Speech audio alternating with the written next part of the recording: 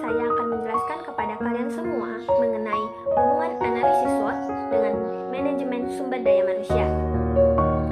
Analisis SWOT adalah suatu metode perencanaan strategis yang digunakan dengan mengevaluasi suatu bisnis dalam perusahaan.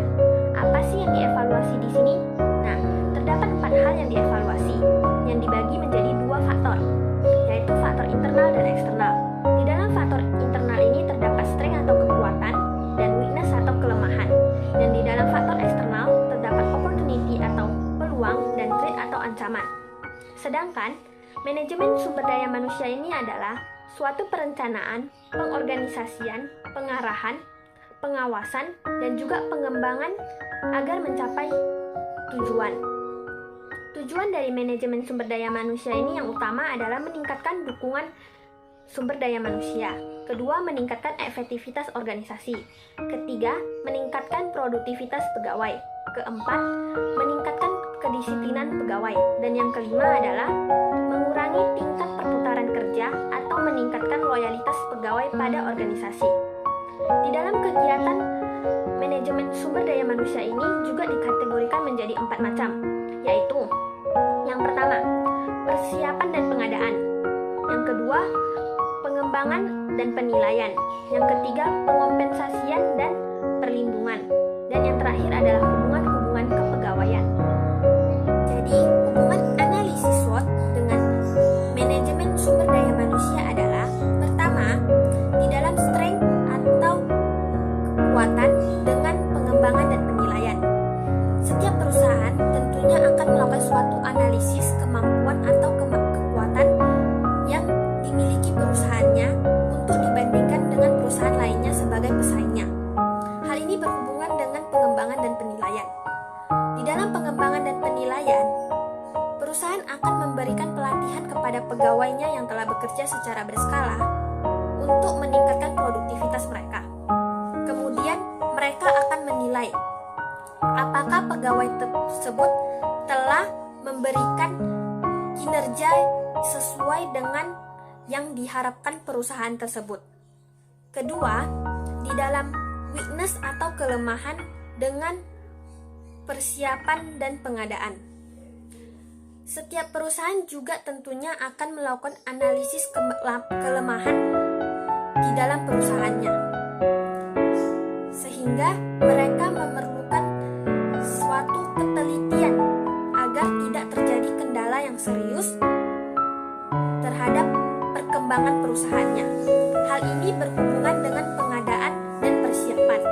Di dalam pengadaan dan persiapan terdapat kegiatan yang meliputi analisis jabatan, kemudian rincian tugas, persyaratan tugas, dan juga standar kinerja. Perusahaan akan melakukan suatu analisis terhadap pegawai tersebut, apakah kemampuan yang dimiliki pegawai tersebut sesuai dengan yang diinginkan oleh perusahaan tersebut. 3. Opportunity atau peluang yang memiliki hubungan dengan pengompensasian dan perlindungan.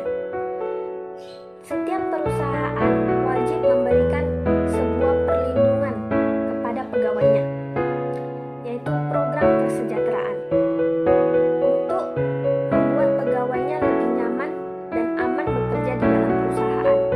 Mereka membutuhkan program kesejahteraan itu agar mereka lebih semangat atau gigih dalam bekerja. Hal itu dapat mendorong mereka untuk atau memotivasi mereka untuk meningkatkan produktivitas mereka. Hal ini berhubungan dengan opportunity atau peluang. Setelah perusahaan tersebut memberikan kesejahteraan kepada pegawainya sehingga pegawainya merasakan rasa aman dan nyaman, kemungkinan besar perusahaan tersebut telah mendapatkan peluang yang sangat besar untuk memajukan perusahaannya semakin ke depan. Dengan memiliki sumber daya manusia yang berkualitas, maka perusahaan itu dapat berkembang dengan cepat. Keempat, yaitu hubungan threat atau ancaman dengan hubungan-hubungan kepegawaian. Di dalam hubungan kepegawaian ini yaitu meliputi suatu motivasi atau pemberdayaan pegawai. Hal ini dilakukan dengan cara melakukan penataan pekerjaan yang baik, meningkatkan disiplin pegawai agar dapat mematuhi dan aturan dan kebijakan yang ada di dalam perusahaan. Sehingga ancaman yang ada di dalam perusahaan tidak dapat terjadi. Karena ancaman ini juga merupakan salah satu hal yang menghambat perusahaan tersebut untuk berkembang lebih maju. Jadi, perusahaan tersebut harus membina suatu hubungan kepegawaian yang baik antara perusahaan dan pegawai, sehingga ancaman tersebut dapat dihindari. Itulah hubungan antara analisis SWOT dengan manajemen sumber daya manusia.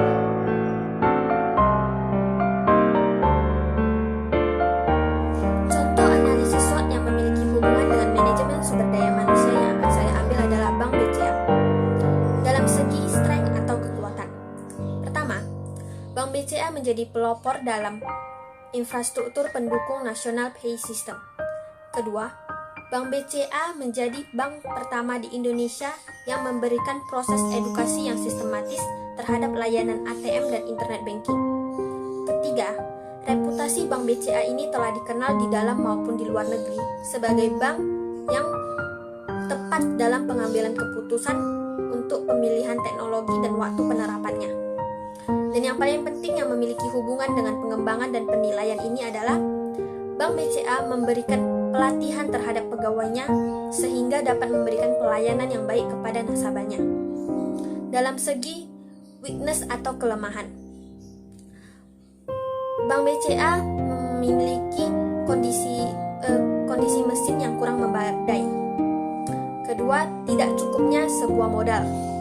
Ketiga, tenaga kerja yang tidak terampil. Walaupun telah diberikan pelatihan, terkadang terdapat pegawai yang tidak terampil. Maka dari itu, Bank BCA juga melakukan sebuah persiapan dan pengadaan pada awalnya.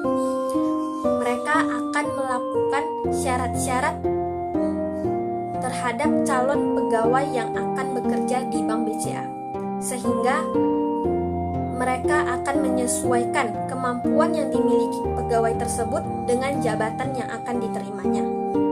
Ketiga, opportunity atau peluang. Bank BCA memiliki kecepatan kemajuan informasi teknologi yang mendukung komitmen BCA untuk memberikan pelayanan baik sehingga dapat memuaskan nasabahnya.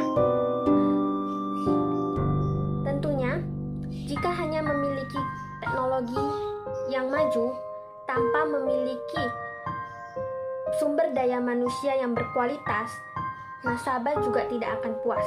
Maka dari itu kita mengetahui terdapat dua peluang Bank BCA. Mereka memiliki kecepatan kemajuan informasi teknologi dan juga memiliki pegawai yang berkualitas atau sumber daya manusianya yang memiliki kualitas yang baik. Sehingga nasabah-nasabah mereka sangat puas terhadap pelayanan yang mereka berikan. Keempat, threat atau ancaman. Ancaman terhadap Bank BCA adalah perusahaan-perusahaan lainnya, seperti bank-bank lainnya yang semakin banyak yang berdiri. Maka dari itu, untuk menghindari ancaman-ancaman tersebut, Bank BCA memerlukan sumber daya manusia yang berkualitas yang dapat memberikan pelayanan terbaik kepada para nasabahnya.